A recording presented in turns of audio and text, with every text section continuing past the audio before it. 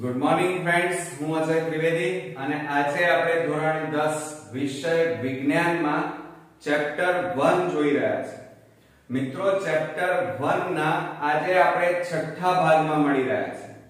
આ પહેલા આપણે કુલ 5 ભાગ આ ચેપ્ટરના ડીપમાં સમજી ચૂક્યા છીએ. તો આજે આપણે બોર્ડની એક્ઝામ માટે ખૂબ જ ઇમ્પોર્ટન્સ બે અગત્યના 3 માર્ક્સ અને 2 માર્ક્સમાં પૂછી શકાય એવા અગત્યના પ્રશ્નોની ચર્ચા કરીશું. હવે જુઓ મિત્રો, આજના જે બે ટોપિકો છે એમાં એક પ્રયોગ જોવાના છીએ અને બીજો 2 માર્ક્સમાં મિત્રો તમારો પ્રશ્ન પૂછાશે. તો પહેલા આપણે પ્રયોગ જોઈએ. હવે અહીંયા એમ કીધું છે કે ફેરસ સલ્ફેટ એટલે FeSO4. આ ફેરસ સલ્ફેટ રંગે લીલાશ પડતા રંગનો હોય. હવે આ ફેરસ સલ્ફેટને કાચની કસનળીમાં લઈ અને બર્નરની મદદથી ગરમ કરવામાં આવે તો એમાં શું ફેરફાર થાય છે એ આ પ્રયોગમાં આપણે જોવાના છીએ. તો ચાલો જોઈએ. હેતુ ફેરસ સલ્ફેટને ગરમ કરી વિઘટન પ્રક્રિયા સમજવી. આકૃતિ અહીંયા જોઈ રહ્યા છો તમારે બોર્ડમાં. આ રીતે સુંદર, સ્વચ્છ અને પરફેક્ટ આકૃતિ દોરવાની છે મિત્રો. હવે જો એમાં પદ્ધતિમાં એક સૂકી ઉત્કલન નળી એટલે જેને ગરમ કરી શકાય એવી કાચની કસનળી પણ લઈ શકાય. આ કાચની કસનળીમાં 2 ગ્રામ, અહીંયા આ જે લખ્યું છે મિત્રો,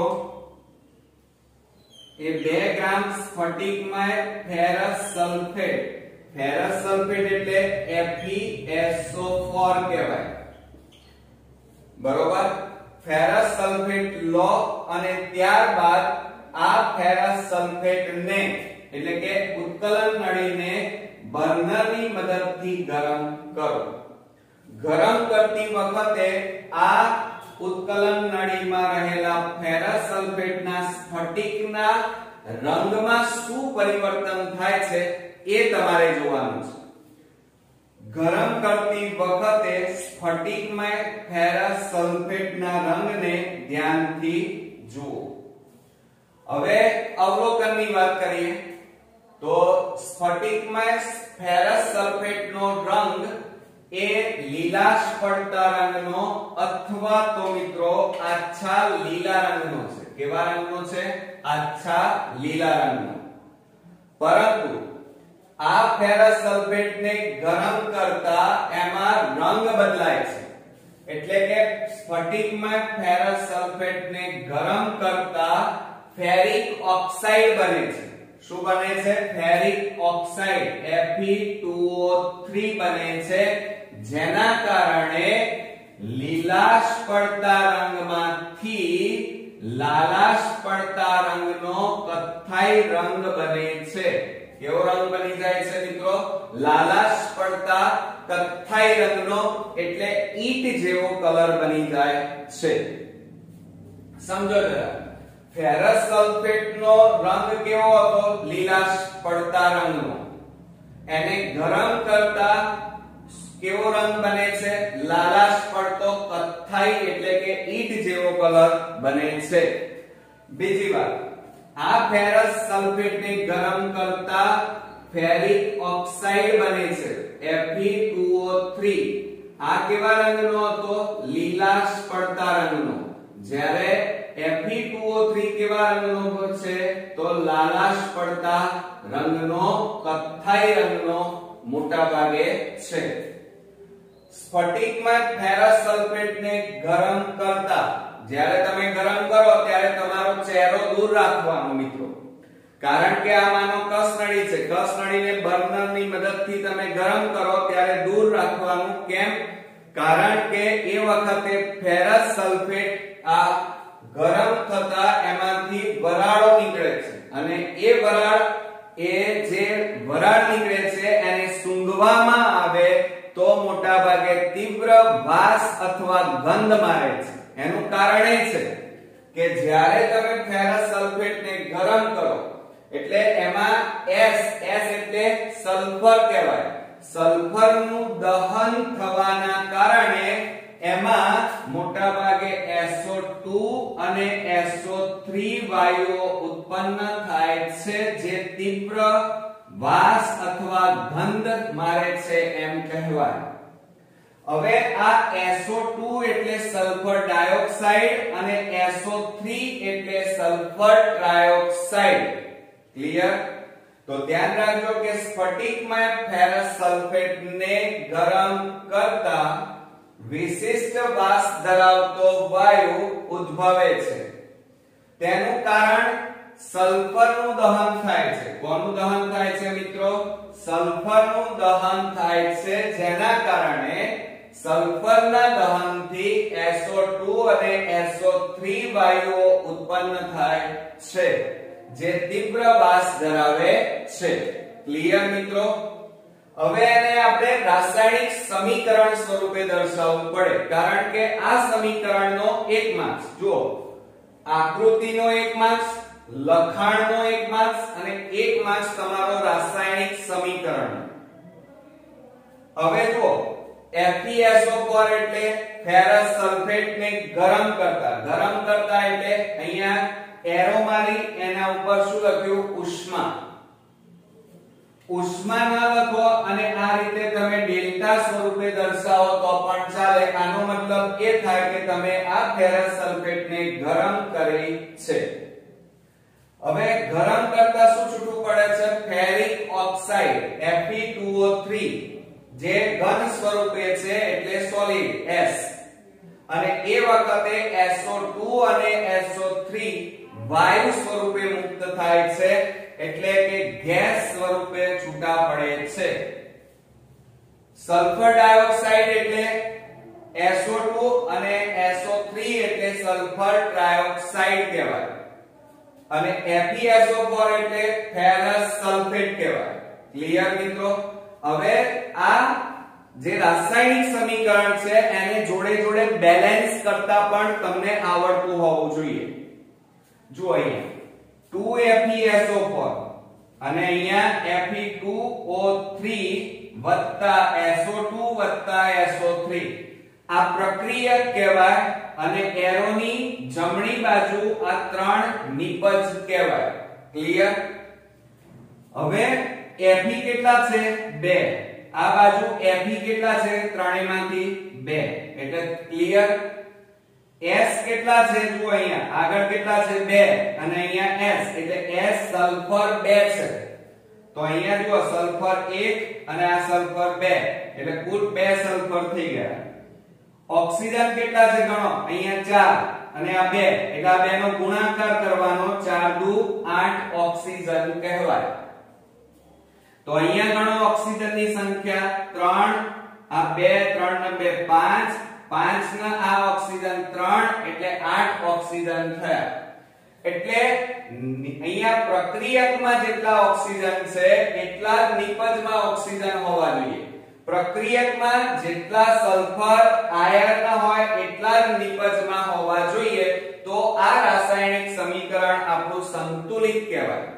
હવે પરીક્ષામાં ભૂલથી તમે આ બગડો લખવાનું રહી ગયો અને આ સમીકરણ તમે લખીને આવ્યા તો આ સમીકરણ તમારું ખોટું છે.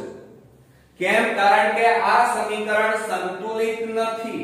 એટલા માટે તમારે રાસાયણિક સમીકરણ લખ્યા પછી સંતુલિત છે કે નહીં ચેક કરી લેવાનું, જેથી આપણો 1 માર્ક્સ મિત્રો કપાય નહીં. ક્લિયર? તો ધ્યાન રાખજો કે ફેરસ સલ્ફેટ આ પ્રયોગ મોસ્ટ ઇમ્પોર્ટન્ટ છે. ફેરસ સલ્ફેટને કાચની કસનળીમાં લેવાના, લીધા પછી એના સ્ફટિકોને બર્નરની મદદથી ગરમ કરતા એમાં થતા રંગ પરિવર્તનને આપણે ચકાસવાનો છે. ગરમ કરો એટલે ફેરસ સલ્ફેટ નો રંગ લીલો હતો, પરંતુ ગરમ કરતા એ લાલાશ પડતા રંગનો કથ્થાઈ રંગ ધારણ કરે છે. સાથે સાથે આ ફેરસ સલ્ફેટને ગરમ કરતા એમાં તીવ્ર વાસ એટલે કે ગંધ મારે છે, તીવ્ર વાસ વાળો વાયુ ઉત્પન્ન થાય છે.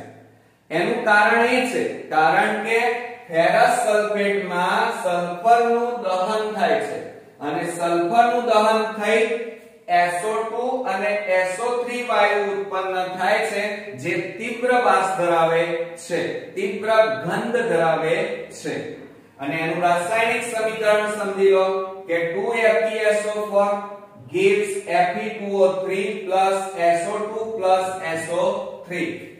હવે મિત્રો પાછું બીજું એક ખાસ ધ્યાન રાખવાનું કે અહીંયાની અવસ્થા લખવાની ભૂલવાની નહીં. જો એ ઘન સ્વરૂપે હોય તો S લખવાનું અને વાયુ સ્વરૂપે હોય તો G લખવાનું ભૂલતા નહીં. Okay, clear? હવે આપણે નેક્સ્ટ ટોપિક તરફ આગળ વધીએ. બીજા નંબરનો જે ટોપિક છે એ પણ આપણો માટે બોર્ડની એક્ઝામ માટે ખૂબ જ અગત્યનો છે. 2 માર્ક્સમાં પૂછાય છે કે શ્વસન એ ઉષ્માક્ષેપક પ્રક્રિયા છે, સમજાવો. હવે આપણે જે શ્વસન ક્રિયા કરીએ છીએ, તમને એમ થશે કે સર આ તો બાયોલોજીનો પ્રશ્ન આવી ગયો. હા મિત્રો, આમ બાયોલોજીનો છે, પરંતુ આપણા શરીરમાં જે શ્વસન ક્રિયા થાય છે એ એક જાતની રાસાયણિક પ્રક્રિયા છે. એનું કારણ છે, તમે જુઓ કે જીવન જીવવા માટે આપણે શેની જરૂર છે મિત્રો? ઊર્જાની. ઊર્જા શેમાંથી મળે? ખોરાકમાંથી. ખોરાકમાં તમે શું ખાવ છો? ભાખરી, રોટલો, બરોબર, ચોખા, ગોળ, આ બધું ખાવ છો. હવે આ બધા પદાર્થોમાં કાર્બોદિત હોય છે. શું હોય છે? કાર્બોદિત. અને આ કાર્બોદિતનું વિઘટન થઈ અને આપણા શરીરમાં ઊર્જા ઉત્પન્ન થાય છે, ઊર્જા છૂટી પડે છે. ઊર્જા છૂટી પડે એટલે ઉષ્માક્ષેપક પ્રક્રિયા કહેવાય. ઓકે, જુઓ અહીંયા જીવન જીવવા માટે ઊર્જાની જરૂર પડે છે. આપણે જે ખોરાક ખાઈએ છીએ તેમાંથી આ ઊર્જા મળે છે. પાચન દરમિયાન આપણા શરીરમાં જે પાચન ક્રિયા થાય છે એ પાચન ક્રિયા દરમિયાન ખોરાક વધુ સરળ પદાર્થોમાં વિભાજિત થાય છે. તમે જે ખોરાક ખાધો છે એ ખોરાક જટિલ પદાર્થ કહેવાય. કેમ? કારણ કે તમે જે દાળ, ભાત, શાક, રોટલી વગેરે જે ખાધું છે એમાં પ્રોટીન, વિટામિન, ચરબી ઘણા બધા પદાર્થો છે અને બધા ભેગા છે, તો એમને છૂટા પાડવાની ક્રિયા એટલે સરળ ક્રિયા કહેવાય. તો ખોરાક એ જટિલ ક્રિયા છે અને એનું સરળ ક્રિયાઓમાં, સરળ પદાર્થોમાં રૂપાંતર કરવાની ક્રિયા એટલે શ્વસન ક્રિયા. તો સરળ પદાર્થોમાં વિભાજિત થાય છે. દાખલા તરીકે ભાત, સમજો જરા, બટાકા અને બ્રેડ. બ્રેડની જગ્યાએ તમે ભાખરી, રોટલા, અલગ અલગ પ્રકારના પણ લખી શકો, પાઉં લખી શકો, ગોળ, ખાંડ, શેરડી, આ બધાની અંદર મોટા ભાગે શું રહેલું હોય છે? કાર્બોદિત રહેલો હોય છે. આ કાર્બોદિત પદાર્થોનું વિભાજન થઈ અને ગ્લુકોઝ બને છે. શું છૂટું પડે છે? કાર્બોદિતનું વિઘટન થઈ, વિભાજન થઈ ગ્લુકોઝ એટલે કે ખાંડ છૂટી પડે છે એમ કહેવાય. આ ગ્લુકોઝ આપણા શરીરના કોષોમાં રહેલા ઓક્સિજન સાથે સંયોજાઈને ઊર્જા પૂરી પાડે છે. આ પ્રક્રિયાને શ્વસન કહે છે. યાદ રાખજો. આમ શ્વસન પ્રક્રિયા દરમિયાન ઊર્જા મુક્ત થતી હોવાથી, જુઓ, શ્વસન પ્રક્રિયા દરમિયાન શું છૂટી પડે છે? ઊર્જા છૂટી પડે છે, ઊર્જા મુક્ત થાય છે. માટે શ્વસન એ ઉષ્માક્ષેપક પ્રક્રિયા છે એમ કહેવાય. સમજો જરા. હવે જીવન જીવવા માટે ઊર્જાની જરૂર પડે છે, આપણે બધા જાણીએ છીએ. આપણે જે ખોરાક ખાઈએ છીએ તેમાંથી આ ઊર્જા મળે છે. પાચન દરમિયાન શું થાય? ખોરાકનું પાચન થઈ સરળ પદાર્થોમાં રૂપાંતર થાય. દાખલા તરીકે તમે ખોરાકમાં ભાખરી, રોટલી, બ્રેડ, પાઉં, ખાંડ, બરોબર, દૂધ, આ બધું જે તમે લો છો એની અંદર કાર્બોદિતો છે.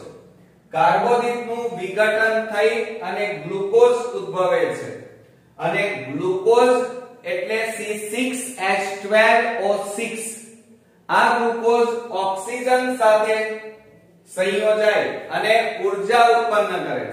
આમ આ પ્રક્રિયા દરમિયાન ઊર્જા મુક્ત થાય છે તેને ઉષ્માક્ષેપક પ્રક્રિયા કહેવાય.